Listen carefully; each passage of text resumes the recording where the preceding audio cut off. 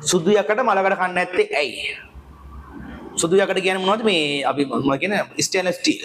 හරි මල නොකනවා. ඒක නමම මල නොකන වානේනේ. ඇයි ඒව මලකඩ කන්නේ නැත්තේ? ඕගොල්ලෝ හරි දැනගන්න වෙනවා මේ සාමාන්‍යයෙන් සුදු යකඩ හදද්දී අපි දානවා ක්‍රෝමියම්.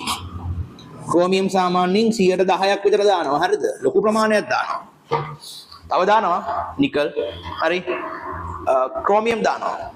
ක්‍රෝමියම් දැම්මට පස්සේ මේ ක්‍රෝමියම් පරමාණු යකඩ වලට කලින් ප්‍රතික්‍රියා කරලා ස්තරයක් හදා ගන්නවා යකඩ මත. දැන් යකඩ වලට ජලයත් එක්ක හරි ඔක්සිජන් එක්ක හරි ස්පර්ශ වෙන්න බෑ. දැන් යකඩ ආරක්ෂිතයි. ඒකයි මල නොකන මොකද මල නොකන වානේ මල කන්නේ නැත්තේ. හරි ක්‍රෝමියම් හින්දා. ක්‍රෝමියම් තමයි ඒකට තව ඇති. හරිද? මට ප්‍රධාන වශයෙන් ක්‍රෝමියම්. බලන්න හරිද? මල නොකන වානේ වල ක්‍රෝමියම් තියෙනවා. ඒක ඉතින් සුදු පාටයි. දැකලා තියෙ ඔයගොල්ලෝ හෙන්න දිලිසෙනවා. හරි පෘෂ්ඨය දිලිසෙනවා. හරි මේක තමයි හේතුව. හරි ඔයාලට නෑ. අපිට තිබ්බා. බලන්න මේවා මාර ලස්සනයි. හරිද?